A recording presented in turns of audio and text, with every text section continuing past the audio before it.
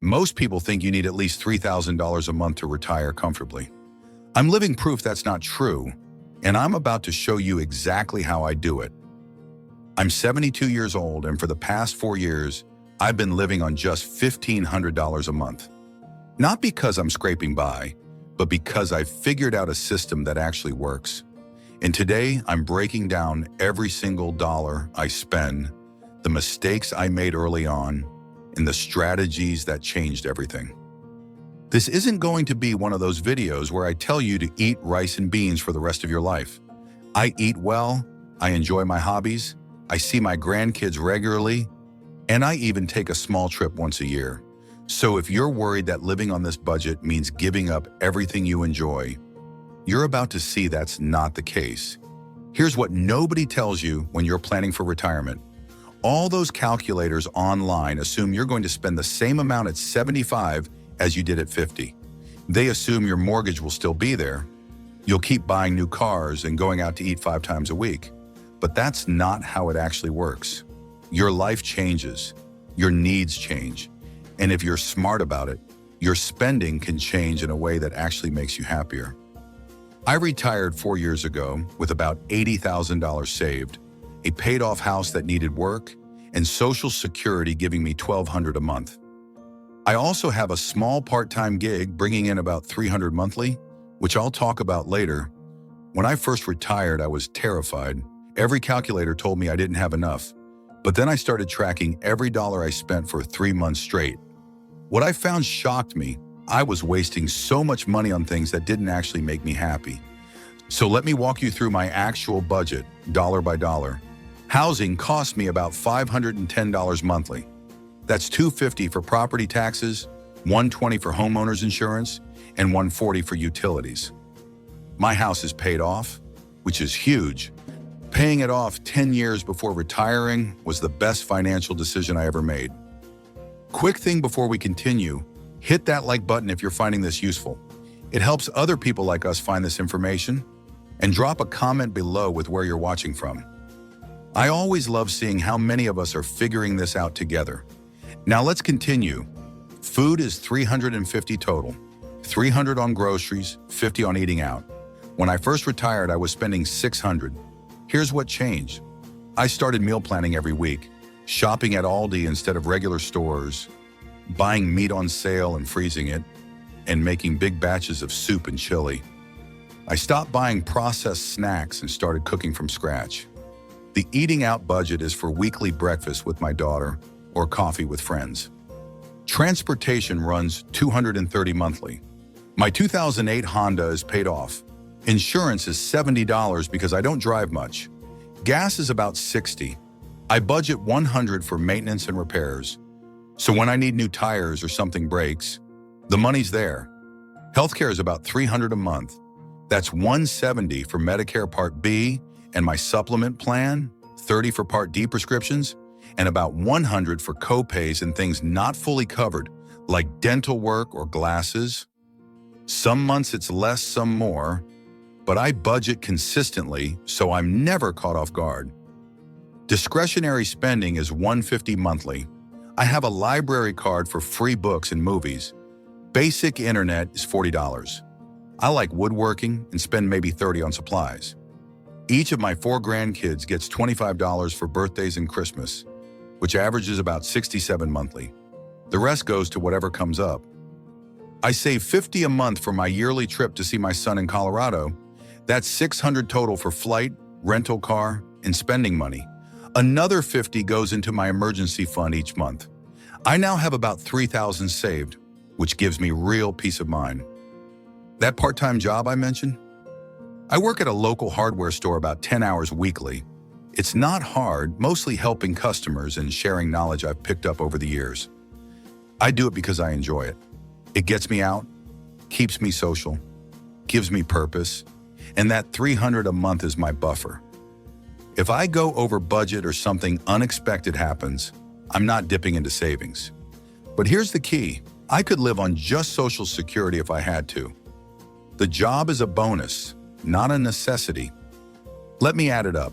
Housing is $510, food is $350, transportation is $230, Healthcare is $300, discretionary is $150, emergency fund is $50. That's $1,540 a month. Now I know what you're thinking.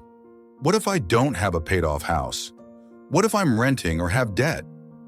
It's harder, but not impossible. I have a friend who rents for $700 monthly and lives on $1,800 total. She gets more from Social Security, has no property taxes or maintenance, and no car because she lives where there's good public transportation. There's no one-size-fits-all answer. The key is figuring out your actual numbers and making choices based on your priorities. Let me share the strategies that made the biggest difference. I use cash for certain categories. Every month I take out $350 for food and $150 for discretionary. When the cash is gone, I stop spending. It sounds old-fashioned, but it works. I keep things simple. No subscriptions I don't use, no fancy phone plan. Simple means less stress and lower costs. I stay healthy. I walk 30 minutes daily, eat real food, stay connected with people, and challenge my brain. This keeps healthcare costs down and quality of life up. I fix things instead of replacing them. I learned to repair my toaster from YouTube for free. This adds up over time. I buy used when it makes sense. Clothes, books, furniture, tools. I got a solid wood bookshelf at a yard sale for $15 that would have cost $200 new. I take advantage of senior discounts everywhere. Grocery stores, restaurants, movies, museums. You just have to ask. I learned to really cook. A pot of soup for $8 gives me 6 meals. A whole chicken for $7 gives me 3 meals plus stock for another soup. Now let me talk about my biggest mistakes because learning from them matters. Not having a budget at all when I first retired led to stress and overspending. Thinking I needed to keep up with friends who had more money hurt my finances. Not shopping around for insurance cost me money. Paying for a gym membership I rarely used was $60 monthly down the drain. Being too proud to use community resources meant I missed out on free activities and connections. What I don't spend money on is just as important. I don't need a big fancy house. Don't buy new clothes often. Don't need the latest technology. Don't eat convenience foods or takeout all the time. Don't buy things to keep up with anyone. Is this actually a good life? Am I happy? Absolutely yes. I'm happier now than when I was working and making more money. I have time for what I care about. No job stress. I can spend a whole afternoon with my grandkids.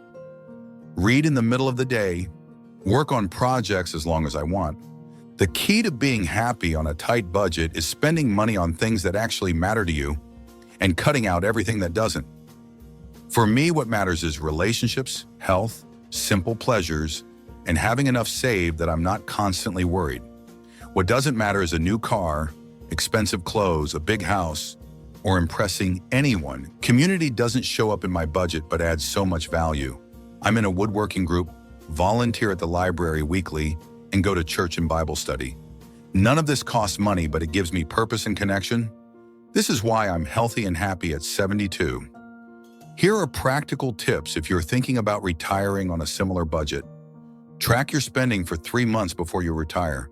You need to know where money actually goes. Pay off as much debt as possible. Interest payments are money for nothing. Build an emergency fund, even just $1,000. Consider part-time work in early retirement for a buffer. Be realistic about healthcare costs. Think hard about where you live and if relocating somewhere cheaper makes sense. Ask for help and advice from other retirees. And remember, retirement is about living life, not just surviving. Living on $1,500 a month isn't about deprivation for me. It's about freedom. Freedom from job stress. Freedom to spend time how I want. Freedom from keeping up with others. Freedom to focus on what really matters. The things that make me happiest cost little or nothing. Playing with grandkids, woodworking projects, reading, walking, coffee with friends, church. These fill my life with joy. You don't need $3,000 or $4,000 or $5,000 a month to be happy in retirement.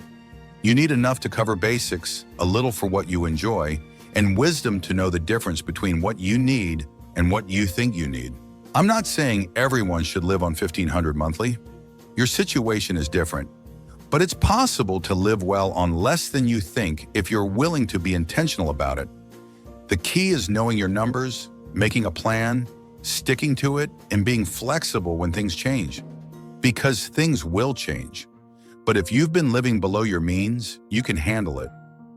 I have about $65,000 left in savings from my original 80. At this rate, that'll last another 15 years or more into my late 80s. By then, I'll probably need less anyway. My house will still be paid off, Social Security will still be there, and I'll be okay. Is it perfect? No. Could something throw it off? Sure, but I have more peace of mind now than when I was working and making twice as much. Living on $1,500 a month works for me. I wanted to share this because I think there are people out there scared they won't have enough, who think they can't retire. And I want them to know there's hope. You can do this. It just takes planning, discipline, and focusing on what really matters. Subscribe for more videos on living well in retirement on a budget.